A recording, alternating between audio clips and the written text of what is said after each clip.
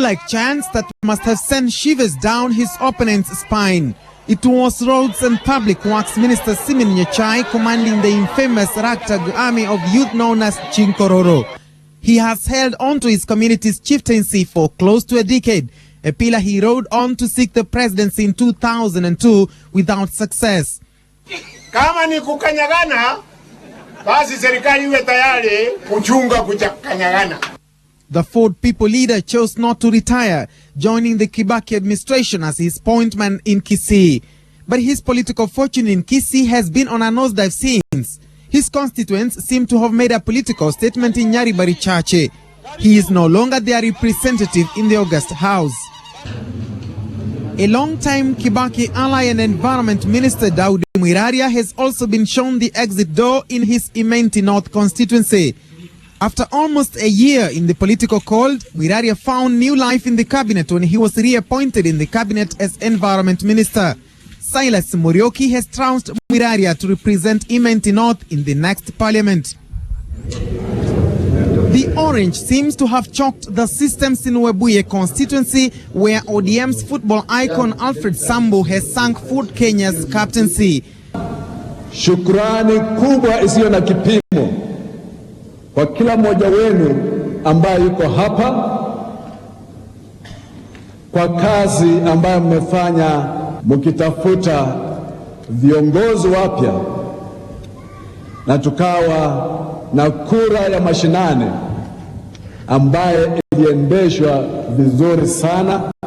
Everything seems to have gone combo for the local government minister Musikari Kombo, seen as one of President Kibaki's top lieutenants in Western Province. The lion failed to roll here. He will be remembered for the major reforms he engineered in the management of local authorities. However, he was infamous for what many termed arbitrary dismissal of nominated councillors like the then Mombasa Mayor Taib Ali Taib. Everything has gone totally wrong for the total man in what he will remember as a total failure in defending the KO South seat. The seat he has held for more than 2 decades has finally slipped off his hands. The man who has been steeped in controversies has had 9 lives like the proverbial cat. I would need 1 more day. Rising from an administrator in retired President Moi's reign to become the most powerful cabinet minister in his inner circle. But he suffered a blow when Moi sent him packing after being linked to allegations that forced him to appear in the Ouko Commission.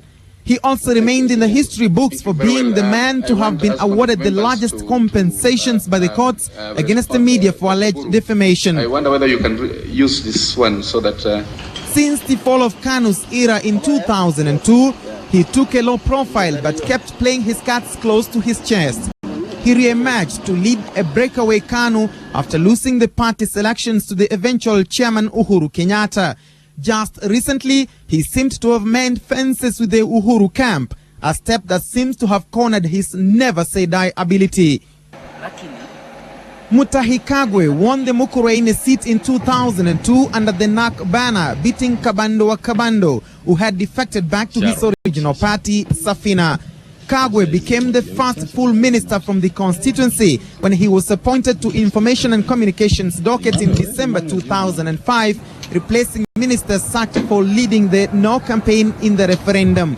However, Kabando wa Kabando, whose real name is Godfrey Kariuki Mwangi, has finally outmarshalled him out to the 10th parliament.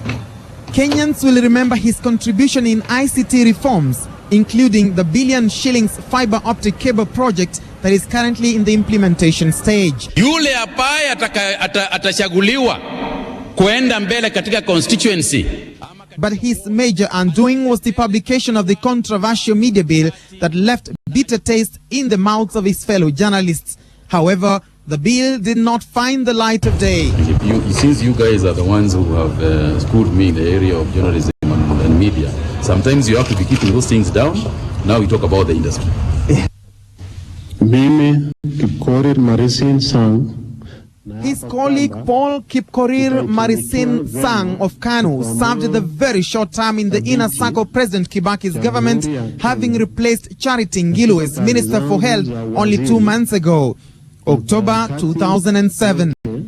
His main challenge in his short term was to avert a looming Ebola crisis at the Kenya-Uganda border in early December. Other big guns who have failed in their attempt to return to the August House are Nderito Gachagua of Madeira, who has been wrestled to the ground by billionaire construction guru Ephraim Maina. As ODM's Dalmas Otieno sends former Minister Ochilo Ayako packing in Rongo constituency. A little-known Moses Akaranga came into the political limelight in 2002 after he managed to whip the then second man in the country's political hierarchy, Wycliffe Musalia Mudavadi.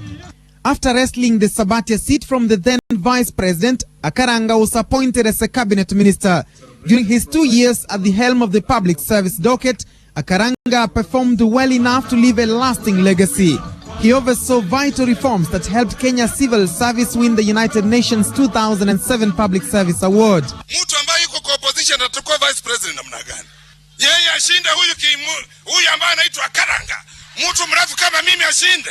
Hakuna. Ninakurubuza namna hivi, ninakureninga ranga kidogo na kwisha. Analysts believe Moses Akaranga, just like Mudavadi in 2002, failed to choose the right political horse to rise to victory. Another minister to have been trounced is Raphael Tuju of Rarieda. The foreign affairs minister has been swept by the Chungwa wave in Nyanza province. You have one orange which you keep on turning round and round and squeezing. It's now very manageable. You know, you have squeezed it until it haina ladha bado mna squeeze too, you turn it around you. Many appreciate his development record in the last 5 years is second to none. But he just swam against an unstoppable current in Raila Odinga's home turf. He chose to fly the PNU flag in what was clearly a ODM stronghold. The other minister to have hit a snag is Kipruto Arap Kiro of Cherengani. They were accompanied by some of their supporters to plead with me to step down. I categorically rejected his request. Raila Odinga's main challenge in Langata constituency, Stanley Livondo of PNU, was another major casualty. Francis Mutegi, NTV, Vote 07.